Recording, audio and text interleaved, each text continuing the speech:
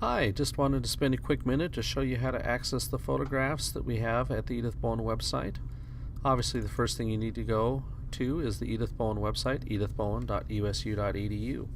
When you arrive at our home page, you'll see some follow us links down in the bottom left-hand corner. These same links are also found on the Contact Us page for those of you that don't have that good of eyesight. The link that we're looking at specifically right now is Flickr.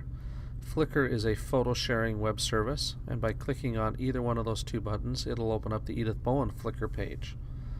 I want to assure you again that any photograph that we post on the Edith Bowen Flickr page is not going to have any personal information about the student associated with it. We will not use names on these websites. Also, we've added some Creative Commons copyright licensing on it. It's a very specific license. It says, first of all, that if someone were to use this photograph, that they need to give us attribution, meaning Edith Bowen Laboratory School took this photograph.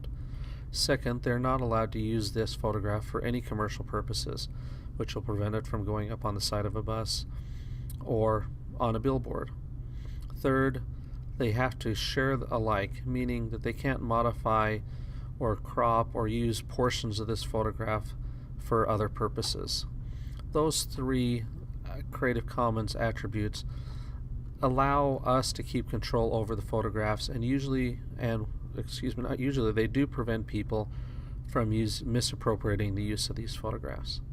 Now, to find out photographs, what you're going to see on the main page here is a general listing of the most recent photographs posted.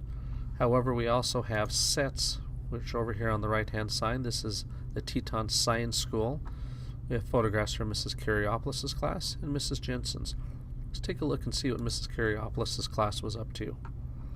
You can see that it will bring you some general thumbnails of the photographs. There are 6 pages in Mrs. Karyopolis' set of 407 photographs in total, and we can go to each photograph by clicking on the right button, or we can go and jump back page to page as we want. If you find a photograph that you like, for instance, here's 2 of our students sitting in front of a beaver house, beaver lodge down by the river.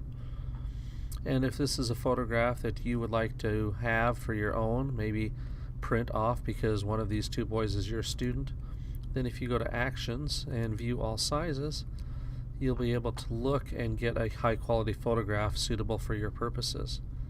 If you're just doing a very small photograph and just need it for maybe a small one in a scrap album, the small size might work really well. However, if you want to post this photograph on the wall, you probably want to download the large size.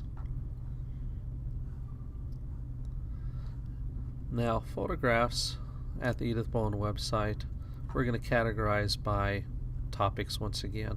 So as you see more added in, you'll see more topics here. We test ran these photographs of the Teton Science School with the 5th grade when we were up there, and found that parents really appreciated being able to see what the students were up to and being able to share these photographs with grandparents who might live out of state or elsewhere. And it's also a great chance for you to take an experience that your child had at the Edith Bowen Laboratory School and to be able to keep that memory and download it to your own computer and have that as part of your family's collection. So if you have any questions about the Flickr site, please see our technology specialist at Edith Bowen, and we'll see what we can do to help you out.